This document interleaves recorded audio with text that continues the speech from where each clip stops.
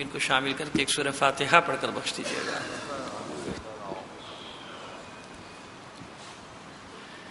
اعوذ باللہ من الشیطان الرجیم. بسم اللہ الرحمن الرحیم.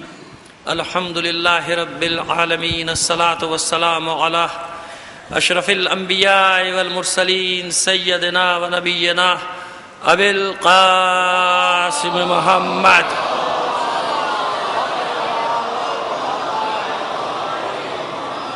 وآلہ الطیبین الطاہرین المعصومین ولعنۃ اللہ علی اعدائہم اجمعین من الآن الی قیام یوم الدین. اما بعد فقد قال اللہ تعالی فی کتابہ المبین وہو اصدق القائلین وقولہ الحق. بسم اللہ الرحمن الرحیم. ام حسبتم ان تدخلوا الجنة ولما یعلم اللہ الذین جاہدوا منکم ویعلم الصابرین. صلوات بھیج دیجئے محمد آل محمد پر.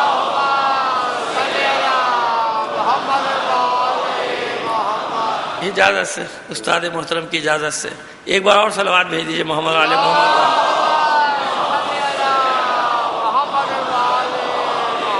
عزیزان محترم کیونکہ کل کی مجلس جو ہے ظاہر شب عاشور کی مجلس ہوگی، اس میں موقع نہیں ہوتا شکریہ وغیرہ ادا کرنے کا، تو ہم آج یہ فریضہ 2-3 منٹ میں ادا کر دیتے ہیں کہ سب سے پہلے تو یہاں جو رینجرز کے جوان کھڑے ہیں، پولیس کے سپاہی کھڑے ہیں، اور ہمارے بوتراب اسکاؤٹس کے جوان اور بچے جو اپنی ذمہ داریاں انجام دیتے ہیں، ہم ان کے لیے دعا بھی کرتے ہیں، ان کی توفیقات میں اضافے کی بھی دعا کرتے ہیں کہ پروردگار عالم ان سب کی توفیقات میں اضافہ فرمائے.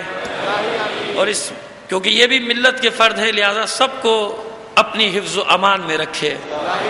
اور جو یہ خدمات انجام دے رہے ہیں، ظاہر ہے اس کا صلہ کوئی انہیں نہیں دے سکتا. جو بھی فرش ازا کی خدمت کرتا ہے اس کا صلہ یا مادر حسین دیتی ہے یا اللہ دیتا ہے. تو ہماری یہی دعا ہے کہ پروردگار آپ کو بہترین اجر اپنی بارگاہ سے اس خدمت کا ادا فرمائے.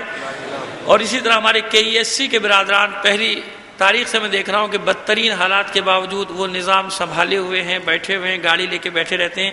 KESC کے اپنے ان بھائیوں کا، ان ملازمین کا، کہ حالانکہ قصور کسی اور کا ہوتا ہے، آپ کا نزلہ گر جاتا ہے، ان بیچارے ملازمین کے قصور ہے. اوپر بڑی بیٹھی جو مچھلیاں ہیں نا، بڑی مچھلیاں، وہ جو کروڑوں اربوں کمیشن لے کے کھا کے بیچ گئے، سب بجلی بیچ کے کھا گئے، بجلی بھی بیچ دی، گیس بیچ دی، تیل بیچ دیا، ساری ریلوے بھی بیچ دی، سب بیچ دیا. قصور ان کا ہے. یہ تو بیچارے ملازمین ہوتے ہیں، آپ خامخواہ میں ان کے پیچھے دوڑ پڑتے ہیں. تو ان کے بھی شکریہ بھی ادا کرتے ہیں اور ان کے لیے دعا بھی کرتے ہیں کہ پروردگار عالم ان کو بہترین اجر عطا فرمائے. اور جتنی ہماری تنظیموں نے باہر اسٹال لگائے ہیں ان سب کے لیے بھی ہم دعا گئے کہ ہر آدمی چاہتا ہے کہ اپنا نام دفتر خدمت فرش ازا میں لکھوا دے. لہذا ان سب نے بھی جو یہاں پر کیا ہے انتظام اور اپنے یکجہتی کا جو اعلان کر رہے ہیں عزاداری کے ساتھ، ان سب کے لیے بھی ہماری دعا ہے کہ پروردگار ان سب کی کوششوں کو، ہماری کوششوں کو برابر کرے اور ہمارے شہر اور ملک میں امن و امان قائم ہو جائے. اور دوسری بات آپ سے اب یہ گزارش کرنا ہے کہ آپ کا شکریہ تو میں کسی زبان میں ادا کر ہی نہیں سکتا کہ میرے ایسے ظاہر ہے کہ میرے پاس نہ قوت بیان ہے نہ زور خطابت ہے. اس کے باوجود آپ حوصلہ افزائی کے لیے اتنی بڑی تعداد میں یہاں تشریف لا رہے ہیں. مسلسل پہلی تاریخ سے تو میرے پاس ایسے الفاظ نہیں کہ جن سے آپ کا شکریہ ادا کروں، مگر ایک تعاون کی درخواست میں آپ سے ضرور کروں گا کہ دیکھیے ہمارے جو اسکاؤٹس ہیں یا پولیس والے ہیں یا رینجرز والے جو انتظامات کے لیے کھڑے ہیں، ان کے ساتھ کسی کو اجازت نہیں کہ بد اخلاقی سے پیش آئے. یہ آپ کے لیے کھڑے ہیں، جیسے آپ کا ثواب ہے ویسے ہی ان کا بھی ثواب ہے. وہ آپ کی خدمت کے لیے کھڑے ہیں نا، آپ کے اسکاؤٹس، لہذا ان کے ساتھ بھرپور تعاون آپ کا ہونا چاہیے. اگر وہ کہیں کہہ رہے ہیں کہ گاڑی کھڑی کر دو تو کھڑی کر دیجئے، آپ کے لیے کہہ رہے ہیں، ان کو آپ کے لیے کھڑا کیا ہے نا، آپ کی خدمت کے لیے کھڑا کیا ہے. تو جیسے آپ فرش ازا میں شرکت کے لیے وہ آپ کی خدمت کریں تو عزاداروں کی خدمت کر رہے ہیں، ورنہ وہ بھی کہیں گے اچھا بھائی چھوڑو چھاڑو ہم بھی یہیں بیٹھتے ہیں چل کے. تو ایک ذمہ داری ہوتی ہے، ایک ڈیوٹی ہوتی ہے. تو آپ سے مومنات سے بھی، ہماری مومنین سے بھی یہ گزارش ہے کہ بھرپور انتظامی امور میں ہمیشہ ہم یہ قید لگا دیتے ہیں کہ بھرپور تعاون کریں. اور یہی کل کا دن اور پرسوں کا دن ہے، اس میں بھی صبر و سکون کے ساتھ، تحمل کے ساتھ، بردباری کے ساتھ، کسی سازش کا شکار نہیں ہونا ہے. دیکھیے پہلی کو کوشش کی گئی تھی، الحمدللہ اس کو بردباری سے کنٹرول کر لیا گیا. آج 8 محرم تک ہم نے گزار لیا.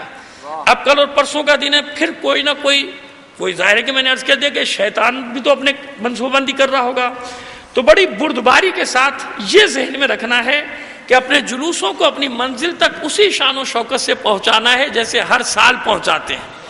کسی سازش کا شکار نہیں ہونا، چاہے وہ کالے کپڑے پہن کر آئے، چاہے وہ کوئی حلیہ بدل کے آئے. اپنے جلوسوں کو ہمیں اپنی منزل تک اپنے وقت پہ جیسے ہم لے کے جاتے ہیں شان سے، اسی شان سے لے کر جانا ہے. کچھ بھی ہو جائے، جیسے پچھلے سال ہوا، اس سے پچھلے سال ہوا، کہ کتنا ہی بڑا سانحہ کیوں نہ ہو گیا، ہم نے جلوسوں پہ آنچ نہیں آنے دی تھی. لہذا اپنے جلوسوں کے احترام میں ان کے عزت اور وقار، ان کی شان و شوکت کا تقاضا یہ ہے کہ وہ اسی وقار کے ساتھ اپنی منزل تک پہنچیں جو ہماری قوم کا خاصہ ہے. پس تمام مومنین کی صحت و سلامتی کے لیے، حفظ و امان کے لیے، پورے شہر کی، پورے ملک کی حفظ و امان کے لیے بلند آواز سے ایک صلوات بھیج دیجئے محمد و آل محمد پر.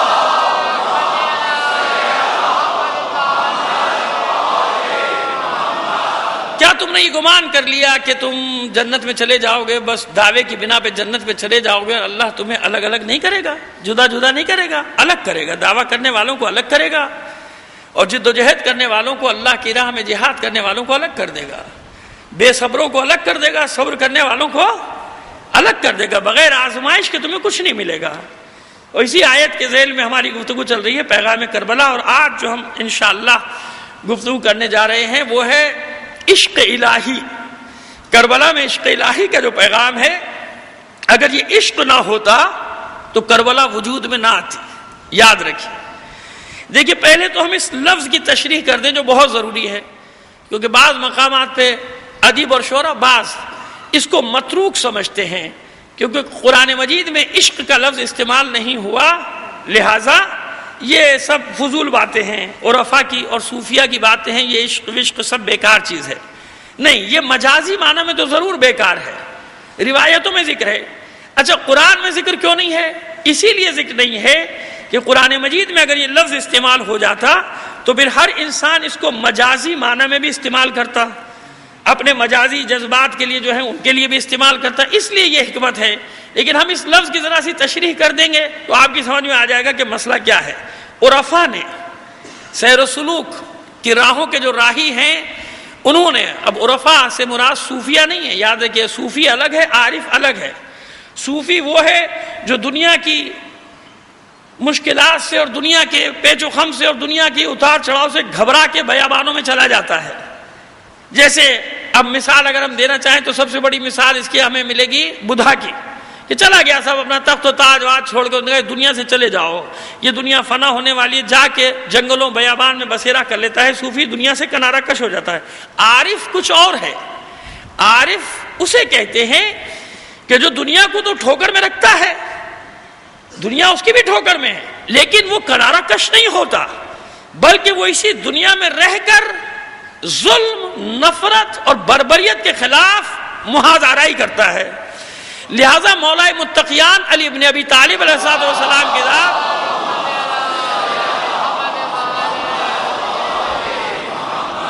بے شک صوفیہ بھی، اولیاء بھی، عرفاء بھی سب اپنا رشتہ وہیں سے جوڑتے ہیں، لیکن عرفاء جانتے ہیں، اہل عرفان جانتے ہیں کہ لوگوں سے رشتہ توڑ دینے کا نام معرفت الہی نہیں ہے. انسانوں سے رشتہ توڑ کر جنگلوں بیابانوں میں چلے جانا معرفت الہی نہیں ہے، بلکہ انسانوں میں رہ کے اللہ کی مخلوق سے محبت کر کے اللہ کی مخلوق کے دکھ درد میں شامل ہو کے یہی معرفت ہے. یعنی فرار نہیں ہو جانا، فرار کا راستہ اختیار نہیں کرنا. انہی لوگوں کے درمیان، اللہ کی مخلوق کے درمیان. اب عرفاء کا اگر سلسلہ ہے تو کہاں سے ہے؟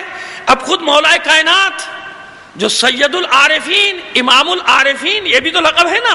امام الصوفیہ نہیں ملے گا آپ کو کہیں بھی امام کے القاب میں، امام العارفین ملے گا.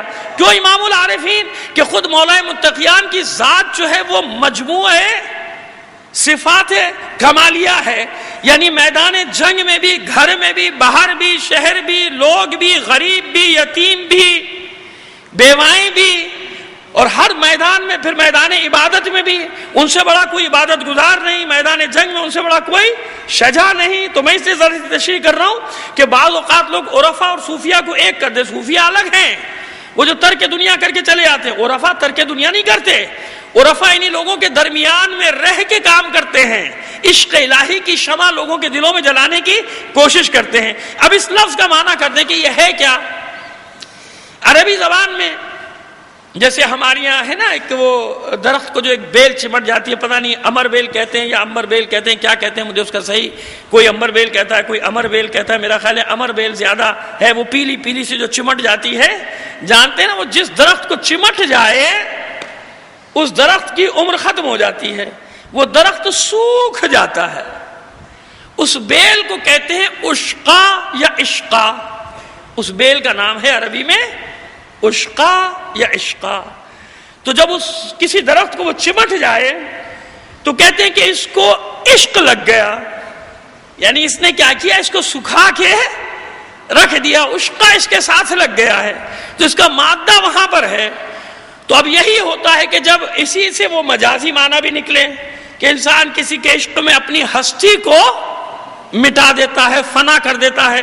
اب مجازی معنی تو اس کا جو بھی لے لیجئے، حقیقی معنی کیا ہے اس کا، کہ جو عشق الہی میں اپنی ہستی کو فنا کر دیتے ہیں، یعنی بہترین معنی عشق کا کیا ہے، بہترین معنی یہ ہے کہ جو عشق الہی میں گرفتار ہو جائے، مجازی عشق والا تو فنا ہو جاتا ہے، دنیا میں بھی فنا ہو جاتا ہے، لیکن جو عشق الہی میں گرفتار ہو جائے تو یہ عشق اسے کیا کرتا ہے، بظاہر تو اس کی ہستی مٹ جاتی ہے، مگر کیونکہ عشق حقیقی کا گرفتار ہے تو اللہ اس کے مٹنے کو، اس کے مٹ جانے کو کس طرح سے زندہ رکھتا ہے کہ جو عشق الہی میں فنا ہو جائے، جسے وہ عشق الہی لاحق ہو جائے تو پھر پروردگار اسے مرنے نہیں دیتا، بلکہ قیامت تک اس کے عشق کی وجہ سے اسے زندہ رکھتا ہے۔ بس یہی آپ ذرا سی تشریح کر دیں تو پھر آپ کو مزہ آئے گا کربلا کا عشق سننے میں آپ کو، کہ ابھی سی ذرا سی تشریح کر دیں کہ یہی وہ عشق ہے، اس میں ہمیشہ جھگڑا رہا ہے عشق اور عقل کا۔ کہتے نہیں صاحب یہ عقل اصل چیز ہے، یہ کیا بیوقوفی کی باتیں کر رہے ہیں، دنیا میں عقل ہے، اصول دین عقل کی بنیاد پر ہیں، فروع دین بھی جو تیار کیے جاتے ہیں وہ بھی بہرحال ان کے پیچھے عقل ہی ہوتی ہے، اجتہاد ہوتا ہے، عقل ہوتی ہے، یہ عقل کے مقابلے میں عشق کو لے آتے ہیں۔ لیکن ہم ذرا سی تشریح کر دیں، دیکھیے اللہ نے انسان کو شناخت کے جو سرچشمے دیے ہیں وہ کیا ہیں، ایک صلوات بھیجیے محمد آل محمد۔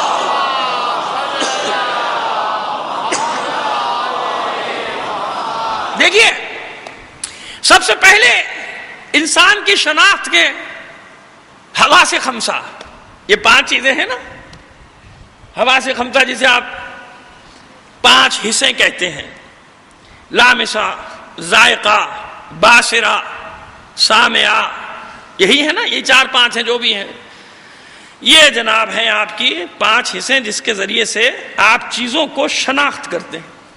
اور مادہ پرست یہی کہتے ہیں کہ جو حواس خمسہ میں نہ آئے، جسے میں دیکھ نہ سکوں، جسے میں سن نہ سکوں، جسے میں چکھ نہ سکوں، اور ایک شامہ بھی ہے، قوت شامہ سونگنے والی، یعنی 5 ہی وہ ہے، سونگ نہ سکوں، چھو نہ سکوں، پکڑ نہ سکوں، اس تک جا نہ سکوں، تو اس کا وجود ہی نہیں ہے حواس خمسہ میں جو نہ ہے۔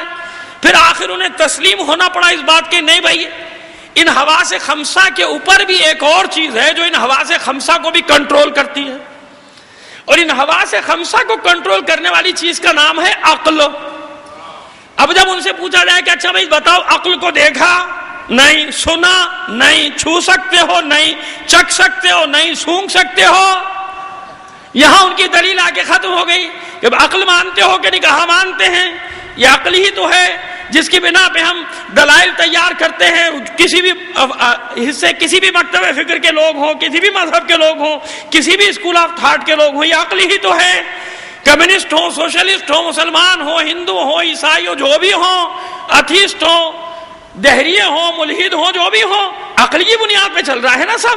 اچھا تو بتاؤ عقل کو دیکھا، وجود ہے کہ نہیں ہے عقل کا؟ کہاں بھائی ہے، عقل تو ہے، مگر دیکھا، چھوا، سونگا، سمجھا نہیں۔ اچھا مجھے یہ بتائیے کہ عقل، کسی وقت عرض کیا تھا لیکن اب عشق کے موضوع میں بات کر رہا ہوں تو وہاں تک لے جانا چاہتا ہوں کہ اقبال نے کیوں کہا تھا، اقبال پاگل تھوڑی ہے، لوگوں کی نظروں میں ہوگا کہ بے خطر کود پڑا آتش نمرود میں عشق، عقل ہے محو تماشائے لبے بام۔ ابھی اقبال جانتا ہے کہ عقل اور عشق میں کتنا فاصلہ ہے۔ اب یہ عقل کیا ہے؟ عقل یہ بتاتی ہے کہ یہ اچھا یہ برا، عقل چیزوں میں تمیز کرنا سکھا دیتی ہے کہ یہ اچھی چیز ہے، یہ بری چیز ہے. لیکن بتائیے کیا عقل اس بات پہ قادر ہے کہ آپ سے اچھا کام کروا سکے؟ عقل میں قدرت نہیں ہے. عقل کہہ دیتی ہے کہ چوری کرنا بری بات ہے، کیا چور نہیں جانتا؟ عقل کا کام ہے چیزوں کو الگ الگ کرنا. عقل اس بات پر قادر نہیں کہ آپ کو برے کام سے روک دے. آپ جانتے بوجھتے بھی، آپ سے مراد یہ کہ جو بھی کرتے ہیں خدا نہ کرے، میں ایک سمجھانے کے لیے بات کر رہا ہوں کہ اب چور جانتا ہے، ڈاکو جانتا ہے، مگر کرتا ہے کہ نہیں کرتا؟ یعنی عقل نے بتا تو دیا کہ بھائی یہ اچھا یہ برا، لیکن عقل قدرت نہیں رکھتی روکنے پہ. تو عقل سے بالا تر کیا چیز ہے جو اس عقل پر بھی کنٹرول کرتی ہے؟ تو قرآن سے جواب لیجئے. قرآن نے کہیں نہیں کہا کہ ہم نے عقل پہ مہر لگا دی. بتائیے کہیں قرآن مجید نے کہا، فرمایا اللہ نے کہ ہم نے عقل پہ مہر لگائی؟ نہیں، کیونکہ عقل پہ مہر لگے تو ہو جائے گا دیوانہ، ہو جائے گا مجنون، ہو جائے گا پاگل، تو اس پر تو کوئی حکم آتا ہی نہیں. اس پہ تو کوئی حکم نہیں ہے نا. جس کے پاس عقل نہیں ہے، پاگل ہے، مجنون ہے، دیوانہ ہے، دنیا کا کوئی مکتب بلکہ قانون بھی اس کے اوپر نہیں لگتا کہ پاگل ہے پاگل خانے بھیج دو زیادہ سے زیادہ. اس پہ کوئی حکم شرعی بھی نہیں آتا کیونکہ مجنون ہے. تو عقل پہ حکم نہیں لگایا، عقل پہ مہر نہیں لگائی. جب مہر لگانے کی بات آئی، ختم اللہ علی قلوبہم، ہم نے ان کے دلوں پہ مہر لگا دی.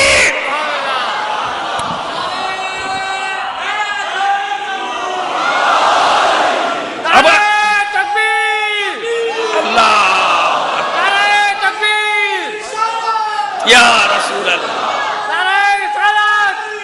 یا اب سمجھ میں آئی بات؟ دل پہ مہر لگائے. وَجَعَلَ لَكُمُ السَّمْعَ وَالْأَبْصَارَ وَالْأَفْئِدَةَ، ہم نے انہیں سماعت دی، بصارت دی اور دل دیا. بس معلوم ہوا کہ آخری شناخت کا سب سے بڑا جو سرچشمہ ہے وہ عقل نہیں ہے، وہ دل ہے. اگر دل پہ مہر لگ جائے، عقل تو ہے نا، کام کر رہی ہے کہ نہیں؟ یہ سازشیں جو کر رہے ہیں عقل ہے کہ نہیں ہے؟ یہ عالمی شیطانوں کے پاس عقل ہے کہ نہیں ہے؟ نا، جبھی تو پوری دنیا کا ستیہ ناش کیا ہوا ہے. مگر آج ایک تھپڑ اور پڑا ہے، آج ایک تھپڑ اور پڑا ہے. گھر جا کے خبریں دیکھ لیجئے گا. پوری دنیا کو سبق دے رہا ہے اتنا سا ملک کہ ڈرون کو کیسے گرایا جاتا ہے. آج تیسرا ڈرون انہوں نے گرایا ہے. کس نے گرایا میں نہیں، کیونکہ میں نے کہا نا کہ بعض لوگ پتہ نہیں کہاں لے جاتے ہیں بات کو. خبروں میں جا کے دیکھ لینا کہ کون ہے جس نے ڈرون گھستے ہی گرا دیا. یہ تیسرا گرایا. تو پہلے ہی مرحلے میں جواب دے دو گے تو ذلت رسوائی نہیں اٹھانی پڑے گی.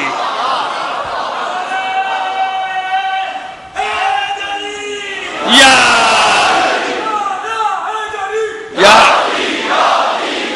اب سمجھ میں آئی بات؟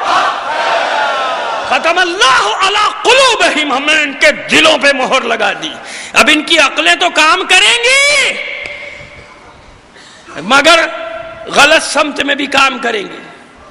صحیح بات ہے، جانتے ہیں کہ یہ ظلم بری بات مگر کر رہے ہیں. جانتے ہیں کہ انسانیت کا قتل کیسا پھیلے مگر کر رہے ہیں. دلوں پہ مہر لگا دی ان کے اعمال کے سبب سے. بس معرفت کا آخری سرچشمہ کیا ہے؟ دل. یعنی اگر دل میں جو بات اتر جائے تو اب عقل مغلوب ہو جاتی ہے دل کے. اب عقل کہہ رہی ہے کہ جان بچانے کا راستہ ہے مگر دل کہتا ہے کہ ذلت قبول نہیں کرنی ہے. عقل کہتی ہے کہ جھوٹ بول کے نکل سکتا ہوں، دل کہتا ہے کہ نہیں، رسوائی نہیں اٹھانی ہے. عقل کہتی ہے کہ وَلَا تُلْقُوا، وہ آیت عقل کو یاد آ جاتی ہے، وَلَا تُلْقُوا بِأَيْدِيكُمْ إِلَى التَّهْلُكَةِ، اپنے آپ کو اپنے ہاتھ سے ہلاکت میں نہ ڈالو. عشق کہتا ہے کہ نہیں. اب دل کہتا ہے، اب عشق لفظ تو بعد میں لائیں گے. دل کہتا ہے کہ نہیں، اللہ کی بارگاہ میں سرخرو ہو ہی نہیں سکتا. وَبَشِّرِ الصَّابِرِينَ الَّذِينَ إِذَا أَصَابَتْهُمْ مُصِيبَةٌ قَالُوا إِنَّا لِلَّهِ وَإِنَّا إِلَيْهِ رَاجِعُونَ. دل کہتا ہے وَلَا تَقُولُوا لِمَنْ يُقْتَلُ فِي سَبِيلِ اللَّهِ أَمْوَاتٌ. دل وہ آیات لے کر آتا ہے جہاں اللہ کی راہ میں جان قربان کر دینے والوں کی فضیلت ہی فضیلت. دل کہتا ہے من المؤمنین رجال صدقوا ما عاهدوا اللہ علیہ ومنهم من قضى نحبه ومنهم من قضى وَمِنْهُمْ مَنْ يَنْتَظِرُ وَمَا بَدَّلُوا تَبْدِيلًا. دل وہ ساری آیات لے کر آ جاتا ہے کہ جب تک ہستی کو مٹاؤں گا نہیں، اللہ کی راہ میں ہستی کو مٹاؤں گا نہیں. تو سنو، اب سمجھ میں آیا کہ یہ دل کیا ہے؟ یہ دل وہ سرچشمہ ہے کہ اسی لیے میرے مولا نے فرمایا کہ رب تعلی القرآن والقرآن یلعنہ. کتنے ہی لوگ ہیں جو قرآن کی تلاوت کرتے ہیں، قرآن ان پہ لعنت بھیجتا ہے، کیونکہ آیات پڑھ کے ہی تو فتنہ فساد پھیلاتے ہیں نا. ان لوگوں کی بات کر رہا ہوں جو فتنہ فساد پھیلاتے ہیں آیات پڑھ کے. مولا کہتے ہیں قرآن ان کے حلق سے نیچے اترا ہی نہیں ہے. ارے حلق سے نیچے کیا مطلب؟ دماغ میں آنا چاہیے. دماغ اوپر ہے، دل نیچے نہیں اترا. یعنی دماغ میں تو آ جائے گا. آیات کا غلط استعمال کریں گے، بے محل استعمال کریں گے، بے موقع استعمال کریں گے، اپنی غرض کے لیے استعمال کریں گے، اپنے فائدوں کے لیے استعمال کریں گے. لیکن اگر قرآن دل میں اتر جاتا، اگر حلق سے نیچے اتر جاتا، حلق سے نیچے اتر جاتا، تو یہ کبھی قرآن کی آیات تو بے موقع بے محل استعمال نہیں کرتے. تو سنے نتیجہ عشق کیا ہے. اسی لیے معصوم فرماتے ہیں کہ تمہاری حکومت لوگوں کی گردنوں پر ہے، ہماری حکومت لوگوں کے دلوں پر ہے.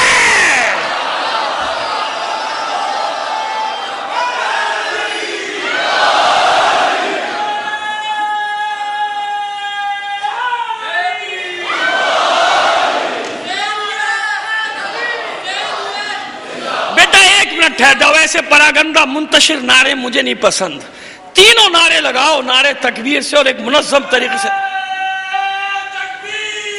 اللہ اکبر آخر تک.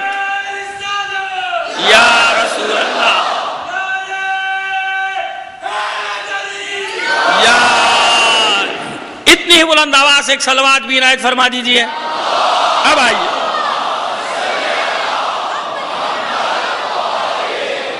اب سمجھ میں ہے کہ دلوں پہ حکومت کیوں؟ دل میں جو محبت اتر جائے اس میں، اور کو طاقت کے ذریعے جو حکومت کی جائے اس میں فرق کیا ہے؟ ادھر تلوار ہٹی، ادھر محبت بھی گئی. یہ لوٹ ہے. اب تو سمجھ میں آ گیا. جو آیا اس کے ساتھ، جو طاقت ہوئی اس کے ساتھ، کیونکہ طاقت کے ساتھ تھے نا، اس لیے بنو امیہ کے بعد بنو عباس آئے، ان تلوار سے حکومت کرتے رہے. وہ ان کو گالیاں پڑیں، وہ گئے، دوسرے آ گئے. لیکن نہیں، جہاں اہل بیت نے دلوں کو فتح کیا، صدیاں گزر گئیں، سینکڑوں سال گزر گئے، کیونکہ دلوں کو فتح کیا اہل بیت نے. جہاں دلوں پہ حکومت کی جائے، ہزاروں نہیں، لاکھوں نہیں، کروڑوں قربانیاں دینے کے بعد بھی یہ دنیا بھر میں پھیلا ہوا ذکر اہل بیت بتا رہا ہے کہ اہل بیت کی محبت، اہل بیت کا عشق سرحدوں کا پابند نہیں ہوتا. کسی ملک کا نہیں ہوتا. اب سمجھ میں آیا اقبال کیوں کہتا ہے کہ صدق خلیل بھی ہے عشق، صبر حسین بھی ہے عشق. صدق خلیل بھی ہے عشق، صبر حسین بھی ہے عشق، معرکہ وجود میں بدر و حنین بھی ہے عشق. سمجھ میں آ گئی بات؟ کس عشق کی بات کر رہا ہوں؟ یہی ہے فرق. اگر عقل تک شناخت رک گئی تو عقل کہے گی جان بچا لو، کوفے میں رہ جاؤ. حسین کے ساتھ گئے تو مارے جائیں گے. حالات کا، مصلحت کا تقاضا یہی ہے کہ گھر میں بیٹھے رہو.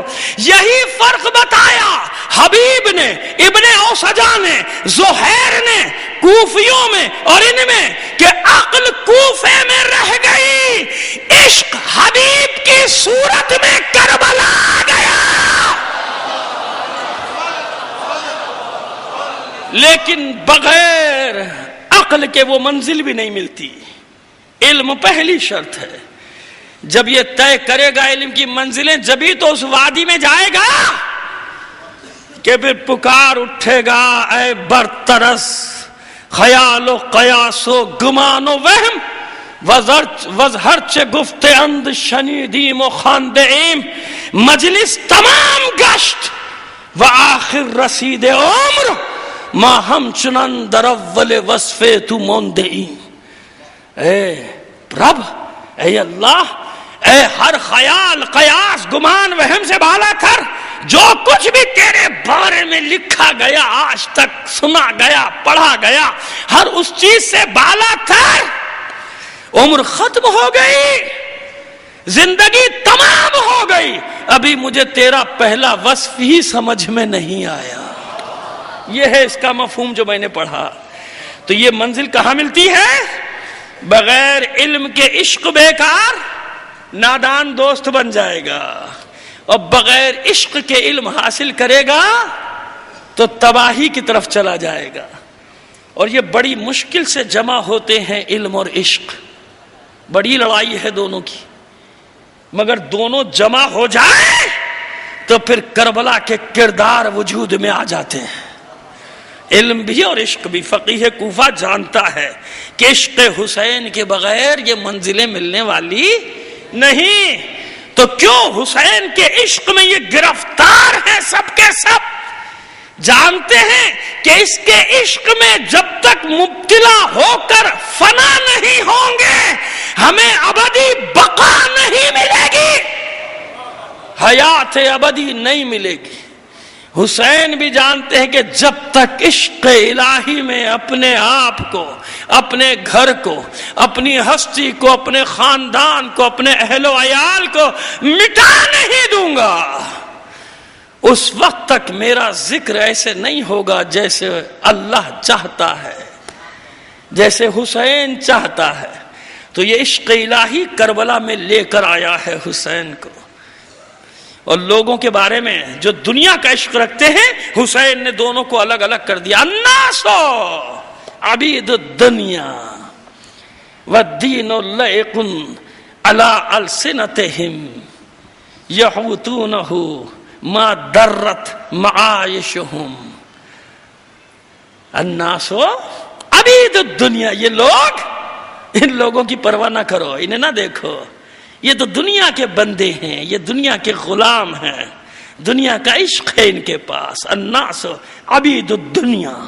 جب لوگوں نے چھوڑ کر جانا شروع کیا تو حسین کے کلمات ہیں, میں وہیں تک منزل تک آپ کو لے آیا.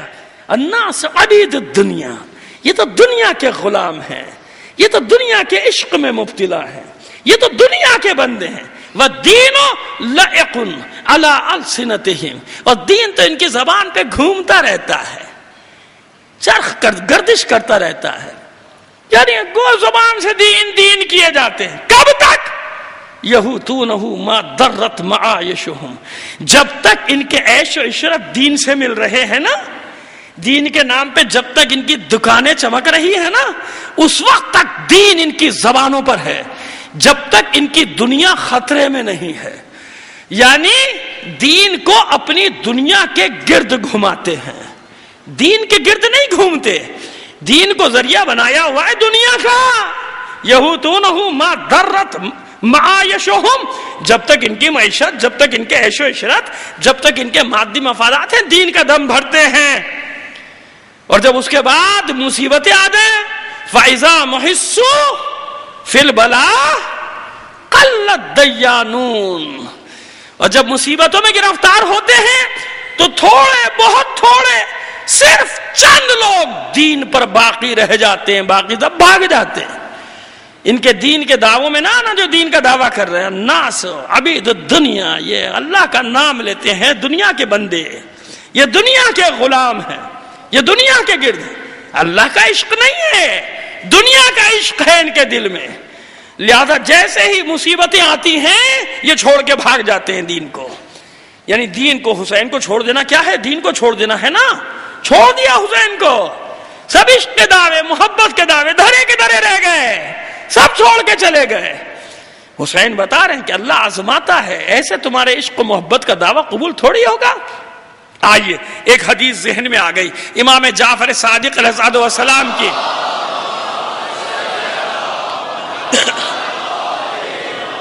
ان اللہ اذا احب عبدا فخطہ فی البلاء، جب اللہ کسی بندے سے محبت کرتا ہے، ان اللہ اذا احب عبدا، جب اللہ کسی بندے سے محبت کرتا ہے، جسے چاہتا ہے، جسے اپنا قرب دینا چاہتا ہے، جسے اپنے قریب کرنا چاہتا ہے، غرق کر دیتا ہے اسے بلاؤں میں، ایک بلا نہیں، دو بلا نہیں، غرق کر دیتا ہے۔ کہاں غرق کر دیتا ہے؟ بلاؤں میں غرق کر دیتا ہے۔ تو لہذا جو اللہ کے محبت کرنے والے بندے ہیں وہ کبھی شکوہ کرتے تھوڑی نظر آتے۔ یہ ابھی مصائب پر نہیں آیا، لیکن ایک جملہ پھر عرض کرنا چاہتا ہوں کیونکہ موضوع ہی پوری کربلا ہے۔ یہ شب عاشور، جتنی مصیبتیں بڑھ رہی ہیں عاشور کے دن، تو کیوں لکھتے ہیں مورخین اور مقاتل لکھنے والے کہ جو مصیبتیں بڑھ رہی تھیں انصار حسینی کے چہرے گلنار ہوتے جاتے تھے۔ سمجھ میں آئی اب بات؟ چھٹے امام کی حدیث، جن سے اللہ محبت کرتا ہے مصیبتوں میں غرق، تو کربلا میں کیسی مصیبتیں، اور وہ جانتے ہیں کہ اللہ نے ہمیں اپنی محبت کا، اللہ نے اپنا قرب ہمیں عطا کر دیا، اللہ نے اپنے حبیب کی حیثیت سے ہمیں قبول کر لیا۔ انصار حسین کی بات کر رہا ہوں، لہذا چہرے گلنار، چہروں پہ نور، چہروں پہ سرخی، کوئی رنج و ملال نہیں، کوئی حزن و ملال نہیں انصار حسینی کے چہرے پہ۔ اسی لیے حسین وہ آخری مناجات میں اللہ کی گوناگوں رنگا رنگ نعمتوں کا ذکر کرتے ہیں اور بلاؤں کو اللہ کی طرف سے احسان قرار دیتے ہیں۔ آخری مناجات میں کہ حسین ہے جو تیری طرف سے بلا آ جائے، گوناگوں نعمتیں تیری، اے نعمتیں دینے والے، سابغ النعام، اے رنگا رنگ نعمتیں، گوناگوں نعمتوں کے دینے والے، حسن البلا، بلاؤں کو حسین کر دیا تو نے میرے سامنے، اتنا اچھا کر کے پیش کر دیا میرے سامنے۔ یہ حسین ہے جو بتا رہا ہے عشق الہی میں آیا ہے نا، سب کو بگا دیا، لیکن کہیں بھی کوئی اللہ کا عشق رکھنے والا ہے تو اسے بلا لیا، زہیر کو بلا لیا، راستے سے بلا لیا، حبیب کو بلا لیا، ابن اوسجا کو بلا لیا۔ کیوں؟ عشق الہی ہے، یہاں عشق دنیا نہیں ہے۔ کربلا رزمگاہ ہے عاشقوں کی۔ اب نام لیے بغیر ایک عالم کا جملہ دہرانا چاہتا ہوں، کبھی پڑھا تھا کہیں، اور اس ایک جملے نے ایک قوم کی تقدیر کو بدل دیا تھا، ایک جملے نے راستہ بدل دیا تھا۔ جب مصیبتوں پر مصیبتیں، حملوں پر حملے، تو اس ایک عالم کا پیغام گونجا تھا ریڈیائی لہروں پر۔ اس نے صرف اتنا جملہ کہا تھا کہ ساری دنیا سن لے، ہم نے دریائے سرخ عاشورہ سے وضو کیا ہے اور کربلا کے میدان میں کھڑے ہیں تاکہ حسین کے عشق کی نماز ادا کر دے۔ اس ایک جملے نے شمال سے جنوب، مشرق سے مغرب حالات ہی بدل دیے تھے۔ ایک دن کے اندر پوری قوم کے، اس قوم کو یہ معلوم ہو گیا تھا کہ یہ ساری مصیبتیں اس لیے کہ ہم حسین کے عاشق ہیں، اور حسین کے عاشق کیوں ہیں؟ کیونکہ حسین اللہ کا عاشق ہے۔ سمجھ میں آئی بات؟ تو یہ کربلا میں عشق ہی عشق۔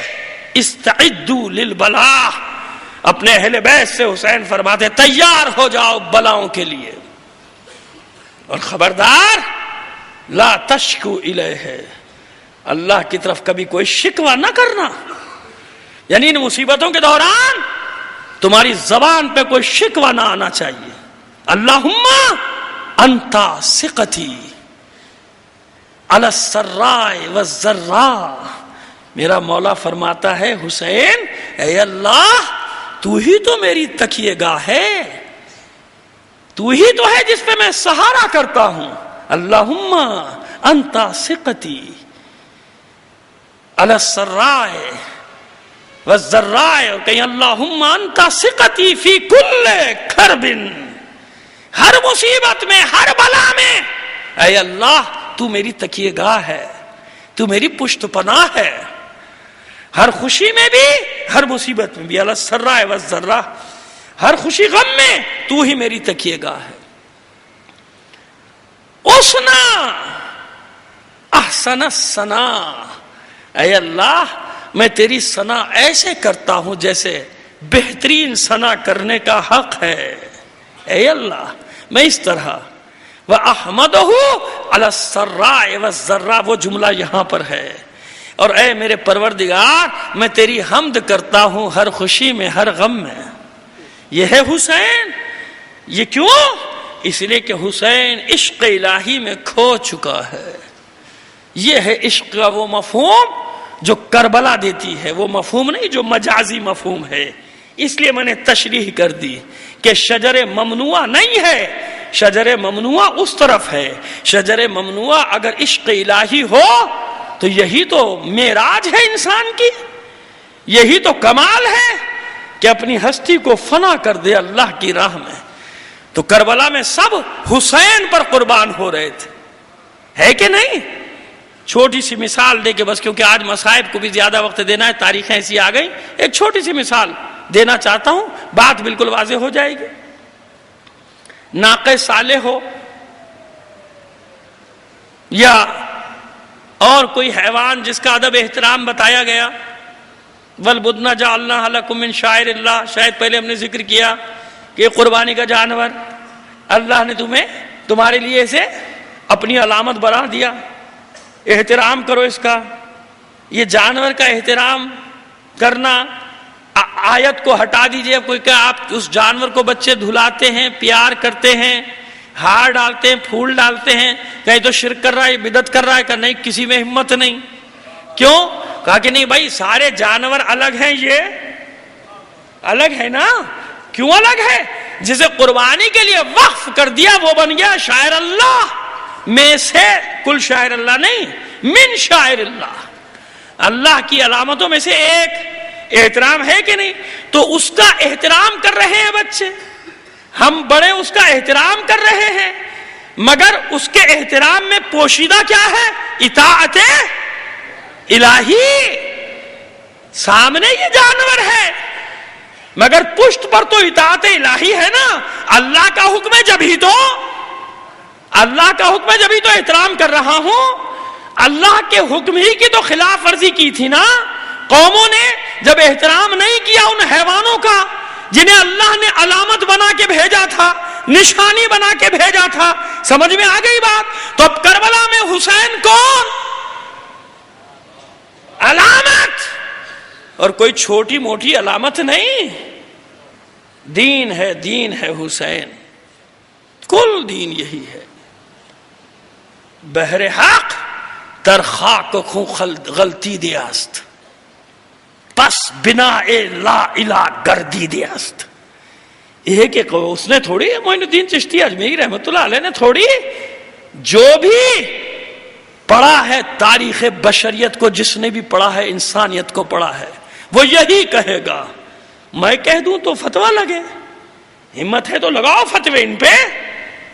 بہر حق در خاک خوں غلطی دیاست، پس بنا لا الہ گردی دیاست. یہ اقبال کہتا ہے. اب ہمت ہے تو کہو نا کافر کہ اللہ کی خاطر، کیوں کہ اللہ کی خاطر اپنے ہی خون میں غلطہ ہو گیا، بس لا الہ کے کلمے کی بنیاد بن گیا حسین. یہ مطلب ہے جب ہم کہتے ہیں دین بچایا حسین نے.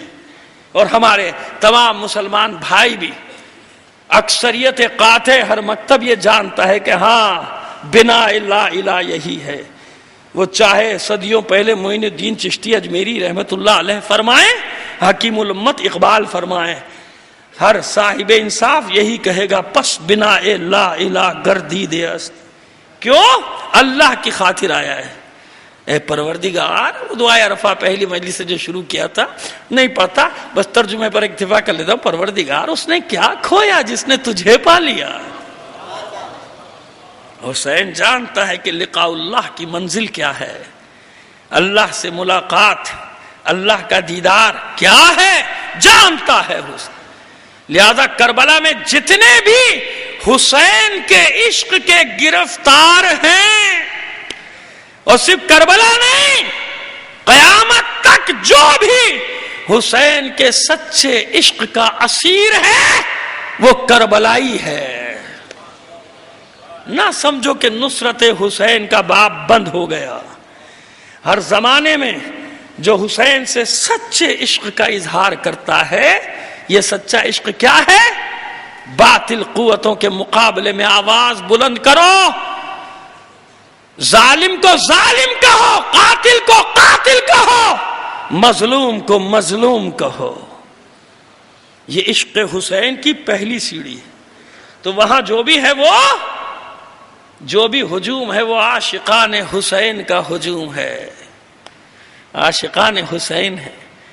تو جب انصار کا یہ عالم ہے عشق کا، تو جو پیدا ہی کربلا کے لیے ہوا ہوگا۔ آپ سب اپنی مرادیں مانگتے ہیں علی سے، ایسے ہی ہے نا بابا؟ جب میں کہتا ہوں علی سے مانگنا تو پھر وہی بات ہر بار سمجھانے کی ضرورت نہیں کہ علی ہی وہ وسیلہ ہے، علی ہی وہ راستہ ہے، کہ اللہ انہی کے واسطے سے ہماری مرادوں کو پورا کرتا ہے۔ مگر عشق حسین میں ایک جملہ کہنا چاہتا ہوں، بارگاہ مولا ہے کائنات میں دست بستہ مولا، یہ گناہگار، یہ جاہل، یہ عاجز مواخذہ نہ کرنا، آپ کے بیٹوں کی محبت میں ایک جملہ کہہ رہا ہوں۔ وہ جملہ یہ ہے کہ ساری دنیا مرادیں مانگے علی سے، اور علی کی مراد کا نام ہے عباس۔ علی کی مراد کا نام ہے عباس، ہے کہ نہیں؟ حالانکہ مولا کائنات کے جناب حسنین علیہم السلام کے علاوہ اور بھی بیٹے ہیں نا، وہ کربلا میں شہید بھی ہوئے ہیں۔ جناب عباس کے 4 بھائی شہید ہوئے کربلا میں، اور بھی بیٹے شہید ہوئے، لیکن عباس مراد علی ہے کہ نہیں؟ اس لیے ہے کہ علی نے تمنا کی ہے، تمنا کی ہے کہ ایسا بیٹا جو میری نیابت کرے،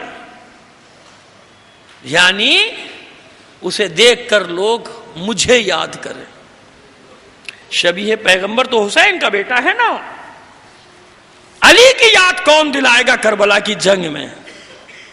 اس لیے علی کی تمنا ہے کہ ایسے قبیلے کی خاتون تلاش کیجئے میرے بھائی عقیل، جہاں نسلوں میں، گزری ہوئی نسلوں میں دور تک کہیں بزدلی کا شائبہ نہ ہو۔ تو جناب فاطمہ کلابیہ کا انتخاب کیا جناب عقیل نے۔ اب آپ بتائیے کتنی مرادوں سے عباس آیا ہے اس دنیا میں۔ جیسے ہی مولا کو خبر ملی ہے نا ولادت کی، جناب عباس کی، کسی نے کبھی دوڑتے ہوئے نہیں دیکھا ہوگا علی کو۔ میں بھی یہاں بہت احتیاط سے کام لوں گا، میں بھی نہیں کہوں گا کہ دوڑتے ہوئے، اگرچہ کچھ روایات میں یہ لفظ درج ہے، مگر میں اس باب میں بہت احتیاط کروں گا۔ تیز تیز قدموں سے علی گھر پہنچے اور جاتے ہی کہا لاؤ میرے بیٹے کو میری آغوش میں دے دو۔ اب ذرا سا پس منظر میں چلے جائیے کہ مولا کائنات کی ولادت کے وقت کیا ہوا تھا، وہی یہاں ہوا۔ ماں نے بچے کو دے تو دیا، مگر کہتی ہے اے والی، اے میرے مولا، یہ بچہ آنکھ نہیں کھول رہا، یہ بچہ غذا نہیں لے رہا۔ علی مسکرائے، کہا ام البنین پریشان نہ ہو، ابھی آپ کی پریشانی دور ہو جائے گی، ذرا حسین کو بلاؤ۔ بس تمام روایات کا نچوڑ ہمیشہ اپنے انداز میں، اپنے لہجے میں، جہاں تک فقہا نے اجازت دی ہے بین کے باب میں وہاں تک جاتا ہوں۔ یہ بین ہے نا، بار بار عرض کرتا ہوں کہ کربلا بین ہے، نوحہ ہے، تو وہ روایات وہی لفظ اور لہجہ میرا جہاں تک اجازت ہے بس وہاں تک اختیار کرتا ہوں، روایات واقعات وہی ہیں۔ حسین کو بلاؤ۔ جب حسین کو خبر ملی کہ میرا بھائی آیا ہے، کتنا سن و سال کا فرق ہے، کم سے کم 18 سال کے ہیں حسین اس وقت جب عباس پیدا ہوئے، اور زیادہ سے زیادہ 22 سال، اتنا فرق ہے دونوں کے سن و سال۔ حسین دوڑے دوڑے آئے، بابا میرا بھائی آیا، میری آغوش میں دے دیجیے۔ بس ادھر عباس حسین کی آغوش میں آئے، آنکھیں کھول دیں۔ یاد رکھیے گا میرا یہ جملہ مصائب کے آخر کے لیے، یاد رکھیے، آنکھیں کھول دی عباس نے، اور وہی انداز ہے کہ حسین نے اپنی لسان مبارک دہن عباس میں دے دی۔ یہ ہے عباس، یہ ہے عباس۔ اب مجھے بتائیے کہ جس کی ماں کو معلوم ہو کہ عباس کیوں دنیا میں آیا ہے، وہ اپنے بچے کو کیسے پالے گی؟ یہی سکھایا ام البنین نے، تو غلام ہے، تو کنیز کا بیٹا ہے، یہ آقا زادے ہیں، یہ فاطمہ کی اولاد ہے، یہ رسول کی اولاد ہے۔ عباس خبردار کبھی نگاہیں اٹھا کے نہ دیکھنا۔ ثانیہ زہرا اور شہزادی ام کلثوم تو کجا، عباس نے تو کبھی حسن حسین کی طرف بھی نگاہیں اٹھا کے نہیں دیکھی۔ مجھے بتائیے، علی کی آغوش میں پروان چڑھنے والا عباس، کیا علی نے کسی پہلو کوئی گوشہ کم رکھا ہوگا تربیت کا؟ ہو سکتا ہے، امکان ہے ایسا؟ نہیں ہے امکان۔ اور اب چھوٹے چھوٹے واقعات تو بہت سارے ملتے ہیں، وہ مناقشہ بھی ملتا ہے کہ ابھی عباس نو عمر ہیں، 10 11 12 سال کے رہے ہوں گے، اور علی نے امتحان میں ڈال دیا، بیٹا اس باغ کے پاس کھڑے ہونا ہے، اور دیکھو جب تک میں نہ آؤں کوئی اس سے گزرے نہیں، اس کے دروازے میں داخل مت ہونے دینا۔ عباس خوش ہو گئے، بابا نے کسی قابل تو پایا آج، جو آتا ہے اسے کہتے ہیں دوسرے راستے سے جاؤ، میرے بابا نے منع کیا ہے، وہ راہ بدل دیتا ہے، دیکھتا ہے علی کا بیٹا ہے، اور راستے سے جاؤ یا انتظار کرو۔ ایک سوار ایسا آیا جس کے چہرے پہ نقاب ہے، تحت العنق کو اس طرح ڈالا ہے، عباس نے دیکھا کہ اسی طرف آ رہا ہے، چلا کر کہا عباس نے، او سوار، اگر تیرا ارادہ یہاں سے گزرنے کا ہے تو راستہ بدل دے، کہیں اور سے چلا جا۔ سوار آگے بڑھتا آیا، عباس آگے بڑھے، کہا کہ میں نے تجھ سے کہا نا کہ کسی اور راستے جائے، اس باغ سے جانے کی اجازت نہیں ہے، میرے بابا نے منع کیا ہے۔ جب سوار پھر بھی نہ رکا تو عباس آگے بڑھے، باغ تھام لی، میں نے تجھ سے کیا کہا کہ یہاں سے نہیں جا، یا انتظار کر میرے بابا کے آنے کا، یا کسی اور راستے سے جا۔ آنے والا اتر آیا، عباس مسکرائے، جب آنے والے نے اپنے قبضہ شمشیر پہ ہاتھ ڈالا تو عباس نے بھی اپنے قبضہ شمشیر پہ ہاتھ ڈالا، اور مسکرا کے کہتے ہیں، ٹھہر، پہلے تجھے اپنا تعارف کرا دوں کہ میں ہوں کون۔ علی کا بیٹا ہے نا، ٹھہر پہلے اپنا تعارف کرا دوں ہوں کون، ایسا نہ ہو بے خبری میں مجھ سے لڑ بیٹھے۔ سن، میں شہسوار عرب اسد اللہ الغالب علی کا بیٹا عباس ہوں، اور میں نے فن شمشیر زنی اپنے بابا علی سے سیکھا ہے، یہ سوچ کر میرے مقابلے پر آنا، مگر آنے والے نے تو وار بھی کر دیا۔ عباس نے جواب دیا، بہت دیر تک تلوار چلتی رہی، ایک وقت وہ آیا کمسن عباس کے بازو شل ہونے لگے، بازوؤں کی طاقت جواب دینے لگی۔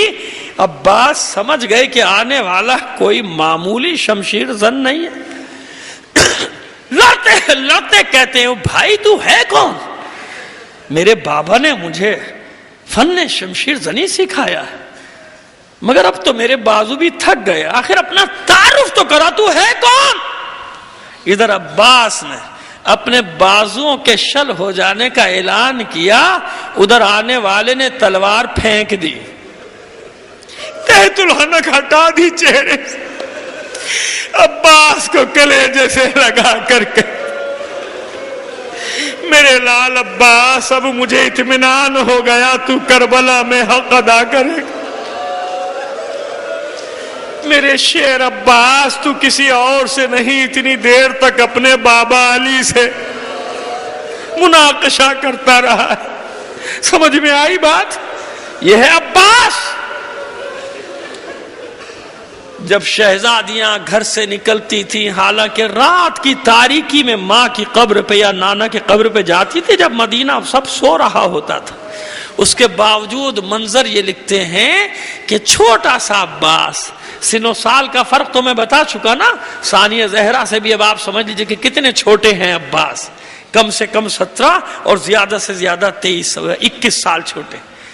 اس کے باوجود منظر ایسا ہے کہ جب یہ بیویاں نکلتی ہیں، ہاشمی سب اپنے حلقے میں لیے ہوتے ہیں، مگر اس کے باوجود ننھا سا عباس چھوٹی سی تلوار لیے ثانیہ زہرا کے آگے آگے چلتا.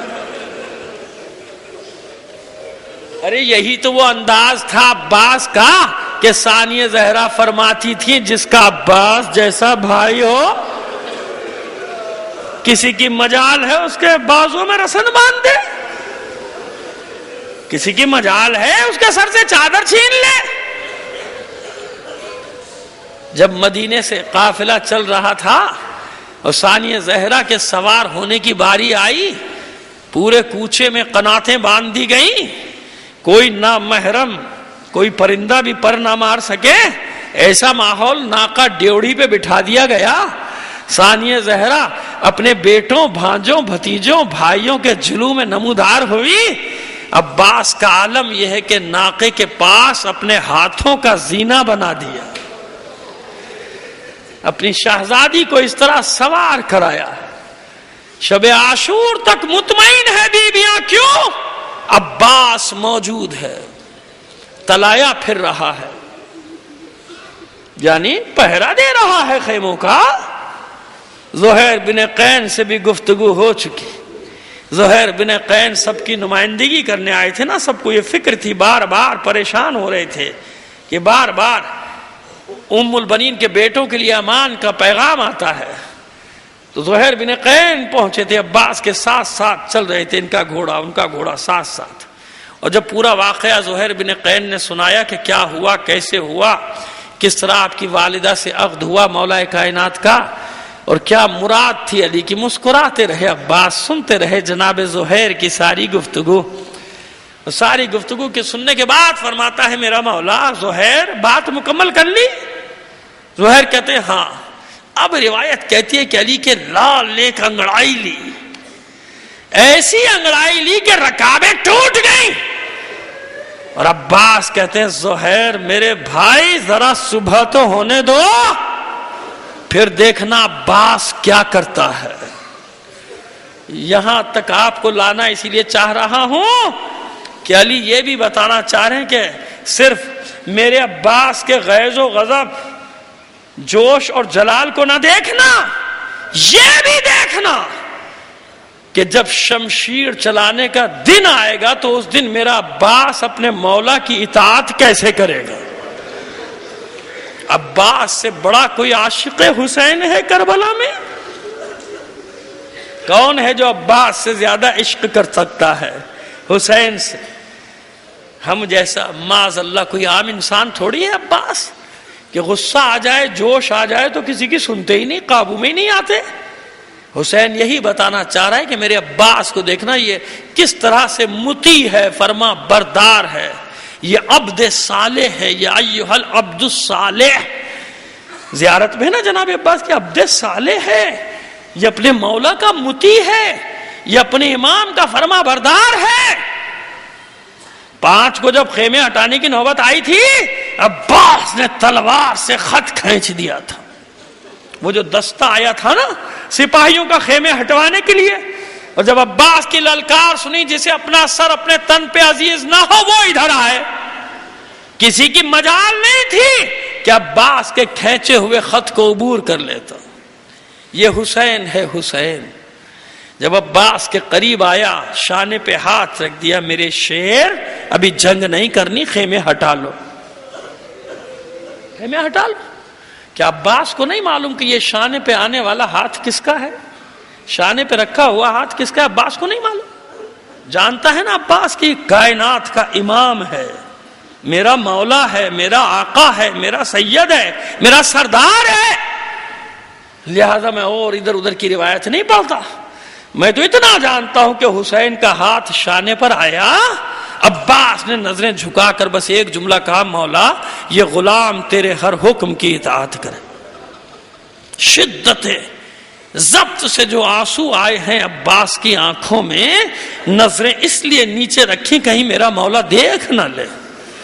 اور جس شمشیر سے عباس نے خط کھینچا تھا اسی شمشیر سے خیموں کی تنابوں کو کاٹنا شروع کر دی. ہٹا لیے خیمے، مطمئن ہے عباس کوئی بات نہیں، ابھی جب عاشور کا دن آئے گا اپنی حسرتیں نکال لوں گا جنگ کرنے کی. 7 کو پانی بند ہو گیا، 9 کو جنگ ایک دن کے لیے بڑھ گئی. شب عاشور التش کی صدائیں. عباس صبح کا انتظار کر رہا ہے کہ کب میرا مولا مجھے اجازت دے اور میں جنگ کے نقشے کو پلٹ کر آؤں. صبح ہوئی، حسین نے آواز دی عباس ادھر آؤ. عباس دوڑے دوڑے خوش گئے کہ اب میرا مولا مجھے میدان جنگ میں بھیجے گا. جب عباس قریب آئے علم ہاتھ میں دے دیا، عباس تم علمدار ہو. سمجھ گئے عباس کہ ابھی جنگ کرنے کی اجازت نہیں ہے. عباس کا مقدمہ ختم ہوا. میمنہ، میسرہ، قلب لشکر، ایک ایک سپاہی کو عباس جاتے دیکھتا رہا، اپنے مولا کے ہاتھوں پر اس کا لاشا واپس آتے دیکھتا رہا. لیکن عباس میں اتنی مجال کہاں کہ اپنے مولا کی اجازت کے بغیر کوئی قدم اٹھا لے. ایک وقت وہ آیا کہ عباس میدان میں کھڑا ہے تنہا علم تھامے، کوئی باقی نہیں بچا. چاروں طرف حسرت سے دیکھا عباس نے، در خیمہ پہ حاضر ہوا. عباس بھی اذن دخول کے بغیر حسین کے خیمے میں نہیں جا سکتا تھا. اذن دخول طلب کیا، مولا یہ غلام اذن باریابی چاہتا ہے، حاضر ہونا چاہتا. اجازت ملی، عباس داخل ہوئے، سلام کیا مولا کو، سر جھکائے کھڑے ہیں، ایک ہاتھ میں علم ہے. اتنی ہمت نہیں کہ مولا کی اجازت کے بغیر گفتگو کا آغاز کر دے. عباس پوچھا حسین نے، عباس کچھ کہنا چاہتے ہو؟ ہاں مولا، اگر اجازت ہو تو کچھ عرض کروں گا. کہو عباس، جو بات ہے کہو. کہا مولا اب اس غلام کو بھی میدان میں جانے کی اجازت دے دو. عزادارو، کہنے کو تو یہ ایک جملہ ہے جو حسین نے کہا، لیکن عجیب ہے اس کا پس منظر. حسین نے یہ جملہ سنا، کہا عباس تو میرے لشکر کا علمدار ہے، اور علمدار تو زینت ہوتا ہے لشکر کی. اب مجھے ذرا سی تشریح کرنے دو. عباس تجھ سے ڈھارس ہے بیویوں کی، بچوں کی.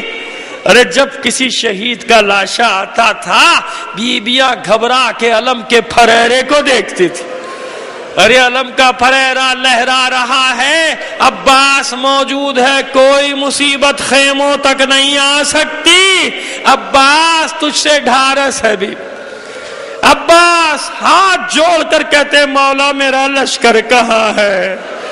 سب کو تو آپ نے اپنے ہاتھوں سے گنجے شہیدہ میں لٹایا ہے، میرا لشکر کہاں ہے؟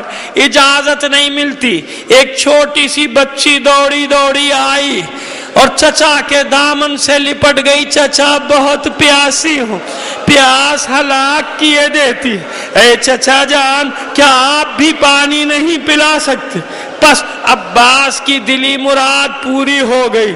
بیٹھ گئے دو زانو اس بچی سے، کہتے ہیں شہزادی اپنے بابا سے ایک بار اجازت دلا دو، عباس وعدہ کرتا ہے پانی لے کر آئے گا. اجازت دلوانا شہزادی آپ کا کام، علقمہ کو کھینچ کر لے آنا عباس کا کام. اتنا مان ہے عباس کو اپنے زور بازو پر، قوت بازو پر. ارے اتنی بڑی سفارش اجازت کیوں نہ ملتی؟ بچی دوڑی دوڑی گئی، ایک سوکھا سا مشکیزہ لے کر آئی. عباس بیٹھے، جھکے، اتنا جھکے کہ بچی نے اپنے ہاتھوں سے مشکیزہ عباس کے گلے میں ڈال دیا. ارے میں سقائی کی روایت بڑے اطمینان سے پڑھتا ہوں، ورنہ کوئی مجھے جواب دو کہ یہ علم کے پھریرے میں لگا ہوا مشکیزہ کس کی نشانی ہے؟ ارے مجھے جواب دو، یہ آج تک قبر عباس سے سر ٹکرانے والا پانی کیا کہہ رہا ہے، کیا بتا رہا ہے؟ جانتے ہو نا، ہر وقت طواف کرتا ہے قبر عباس کا یہ پانی، اعلان کرتا ہے اے سقائے حسین، اے سقائے سکینہ. ارے میں ہی وہ بد نصیب پانی ہوں جو سکینہ کے لبوں تک نہ پہنچ سکا تھا. مختصر کرتا ہوں، پہنچا علی کا شیر گھاٹ پہ قبضہ کر لیا، اپنے گھوڑے کو ترائی میں اتار دیا.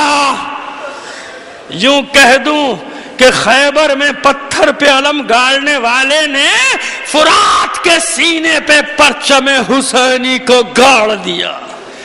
اعلان کر رہا ہے عباس قیامت تک کے لیے، دیکھو علی کا لال ایسے فرات پہ قبضہ کرتا ہے، یہ دیکھو. اور یاد رکھنا، میرا قبضہ کچھ دیر کا نہیں، کچھ دنوں کا نہیں، اب قیامت تک اس کے ساحل پر میرا علم رہے گا. اس لیے غازی ہے عباس، شہید ہونے کے باوجود غازی ہے کہ جو قبضہ کیا تھا آج تک وہ قبضہ برقرار ہے عباس کا. حسین دیکھ رہے ہیں، علم کو جاتے بھی دیکھا، واپس آتے بھی دیکھ رہے ہیں. جب علم واپس چلا ہے تیزی سے آ رہا تھا، پھر حسین نے دیکھا کہ علم کے آنے کی رفتار کم ہوئی. پھر حسین نے دیکھا علم کبھی دائیں جاتا ہے کبھی بائیں جاتا ہے. اب منظر تو آپ کے ذہنوں میں آ رہا ہے نا کہ کیا ہو رہا ہے. عباس پوری کوشش کر رہا ہے کہ راستہ بنا کے کسی طرح مشکیزے کو خیمے تک پہنچا. حسین نے دیکھا علم ایک بار جھکا، اٹھ گیا، سمجھ گیا حسین میرے شیر کا ایک بازو قلم ہو. کچھ دیر کے بعد علم دوبارہ جھکا، پھر اٹھ گیا لرزتا ہوا. سمجھ گئے حسین کہ اب دوسرا بازو بھی قلم ہو گیا. اور ثبوت جو کربلا ہو کر آئے ہو جانتے ہو نا، ایک بازو کے قلم ہونے کا مقام الگ ہے، دوسرے بازو کے قلم ہونے کا مقام دور ہے. جو بتا رہا کیا کرے عباس، علم بچائے یا مشق سکینہ؟ تیروں پر تیر آ رہے ہیں. عباس کو خوف ہے مشکیزے کا پانی نہ بہ جائے. علم ٹھنڈا ہو گیا، عباس مشکیزے پر چھا گیا، جھک گیا. جو تیر آتے تھے اپنے جسم پر لیتا تھا، گھوڑے کو ایڑ دیتے جاتے تھے. عباس کہتے جاتے تھے اے میرے رہوار، اے میرے وفادار، بس جلدی کر، ذرا جلدی کر، ایک بار مجھے خیمے تک پہنچا دے، پھر تجھے زحمت نہیں دوں گا. مگر کیا ہوا، ایک ملعون نے ایسا تیر مارا قریب سے، اور اسی ہرملہ کا نام ملتا ہے کہ پہلے تیر کا اس کے یہ کمال تھا کہ جس نے پہلو سے نشانہ لے کر مشکیزے کا جو ذرا سا حصہ نظر آ رہا تھا وہی تیر مارا. پس تیر مشکیزے کو چھیدتا ہوا عباس کے سینے میں پیوست ہو گیا، پانی بہ گیا. عباس عباس کی امیدیں بہہ گئی، اپنے گھوڑے سے کہتے ہیں واپس چل واپس چل، اب کہاں خیموں کی طرف جاتا ہے، ارے اب تو میرے بازو بھی نہیں کہ دوبارہ پانی کی کوشش کر لوں۔ سنو عزادارو، ایک جملہ پہلے سنو، بعد میں آخری جملے پڑھوں گا۔ کیسے گرا ہے عباس گھوڑے سے، کیسے گرا تھا عباس گھوڑے سے، یہ خود میرے مولا نے ذاکر کو خواب میں بتایا تھا کہ میری سب سے بڑی مصیبت تو پڑھا کر۔ اس نے عرض کی تھی مولا میں تو سب سے زیادہ آپ کے مصائب پڑھتا ہوں، کہا نہیں میری سب سے بڑی مصیبت نہیں پڑھتا۔ مولا وہ سب سے بڑی مصیبت کیا تھی؟ کہا سن، جب میرے بازو قلم ہو چکے تھے، مشکیزے کا پانی بہ چکا تھا، چاروں طرف سے تیر سنسناتے ہوئے آتے تھے، میرے جسم میں پیوست ہوتے چلے جاتے تھے، ایک ملعون نے ایسا تیر مارا میری آنکھ میں پیوست ہو گیا، مجھے بڑی اذیت تھی، میں سر کو جھٹکے دے کر چاہتا تھا یہ تیر نکال دوں، نہ نکال سکا، میں نے کٹے ہوئے بازوؤں کو جوڑ کر چاہا یہ تیر کھینچ لوں، نہ کھینچ سکا، میں نے زانو فضا میں بلند کیے، تیر کو درمیان میں لے کر کھینچنا چاہتا تھا، ایک ملعون نے ایسا گرز مارا تھا، ارے کربلا میں جو بھی گھوڑے سے گرتا تھا ہاتھوں کا سہارا لیتا تھا، میں سر کے بل ایسا گرا تھا۔ سنو عزادارو، بس ختم کر دیا، بہت دیر ہو گئی، بہت دیر ہو گئی، اے فضا، اے اماں فضا، میرا چچا نہیں آیا، ذرا خبر تو لے کر آ۔ فضا نے خیمے کا پردہ اٹھایا، کچھ دیر مشاہدہ کرنے کے بعد فرماتی ہے مبارک ہو سکینہ، مبارک ہو، ارے تیرے چچا کا علم آ رہا ہے۔ اے اماں فضا، میں اتنا کہتا ہوں آپ نے علم آتے دیکھا مگر یہ نہیں دیکھا کہ علم عباس کے لہو میں غرق ہے۔ بس سکینہ نے اتنا سنا کہ میرے چچا کا علم آ رہا ہے، دوڑنا شروع کر دیا، ایک خیمے سے دوسرا خیمہ، دوسرے خیمے سے تیسرا خیمہ، چلاتی جاتی ہے آؤ بچوں آؤ آؤ، میں نہ کہتی تھی میرا چچا ہے عباس، وہ دیکھو میرے چچا کا علم آ رہا ہے۔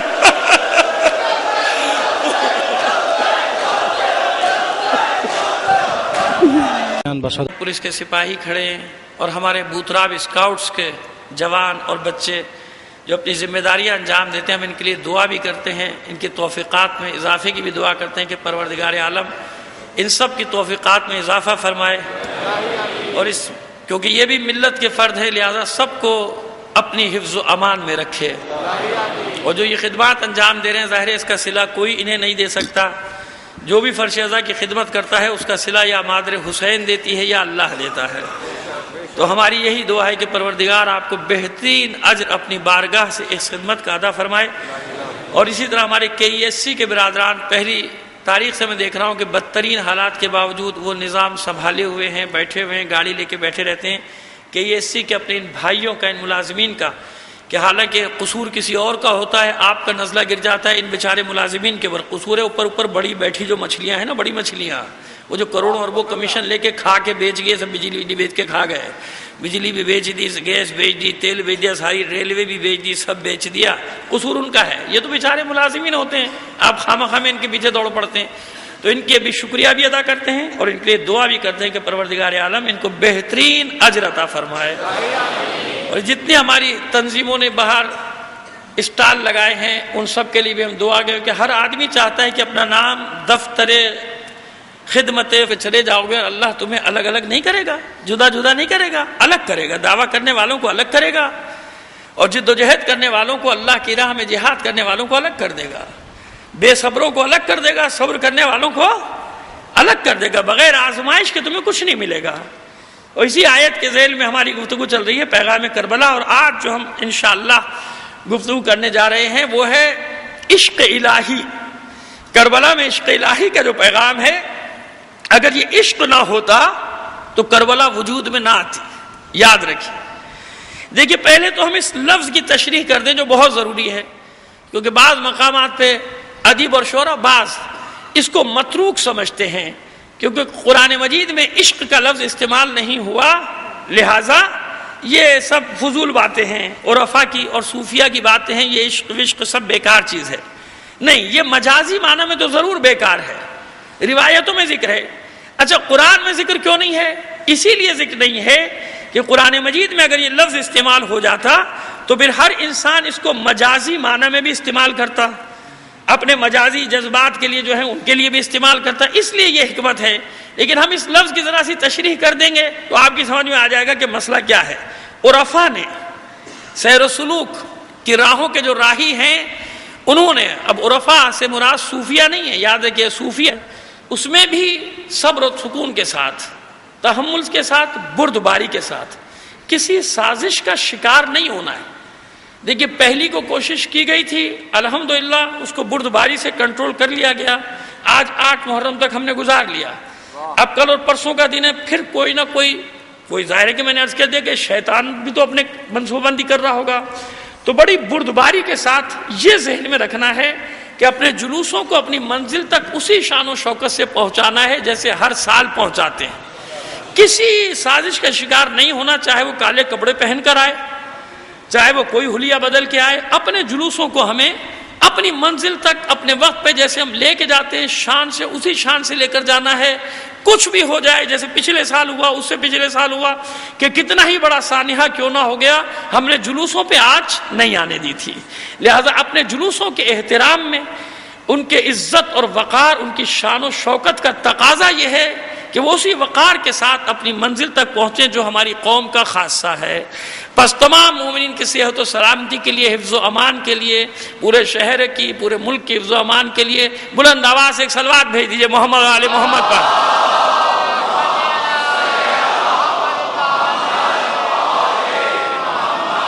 کیا تم نے یہ گمان کر لیا کہ تم جنت میں چلے جاؤ گے بس دعوے کی بنا پہ جنت میں؟ ان کو شامل کر کے ایک سورہ فاتحہ پڑھ کر بخش دیجیے گا.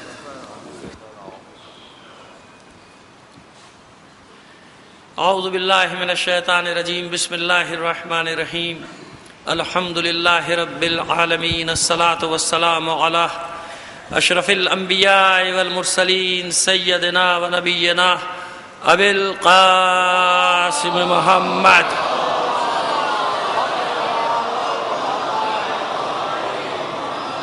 وآلہ الطیبین الطاہرین المعصومین ولعنۃ اللہ علی اعدائہم اجمعین من الآن الی قیام یوم الدین. اما بعد فقد قال اللہ تعالی فی کتابہ المبین وہو اصدق القائلین وقولہ الحق. بسم اللہ الرحمن الرحیم. ام حسبتم ان تدخلوا الجنۃ ولما یعلم اللہ الذین جاہدوا منکم ویعلم الصابرین. صلوات بھیج دیجئے محمد آل محمد پر.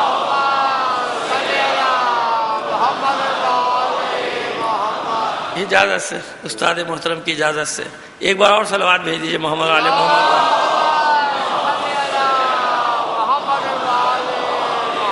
عزیزان محترم، کیونکہ کل کی مجلس جو ہے ظاہر شب عاشور کی مجلس ہوگی، اس میں موقع نہیں ہوتا شکریہ وغیرہ ادا کرنے کا، تو ہم آج یہ فریضہ 2-3 منٹ میں ادا کر دیتے ہیں کہ سب سے پہلے تو یہاں جو رینجرز کے جوان کھڑے ہیں فرش ازاں میں لکھوا دیں. لہذا ان سب نے بھی جو یہاں پر کیا ہے انتظام اور اپنے یکجہتی کا جو اعلان کر رہے ہیں عزاداری کے ساتھ، ان سب کے لیے بھی ہماری دعا ہے کہ پروردگار ان سب کی کوششوں کو، ہماری کوششوں کو برابر کرے اور ہمارے شہر اور ملک میں امن و امان قائم ہو جائے.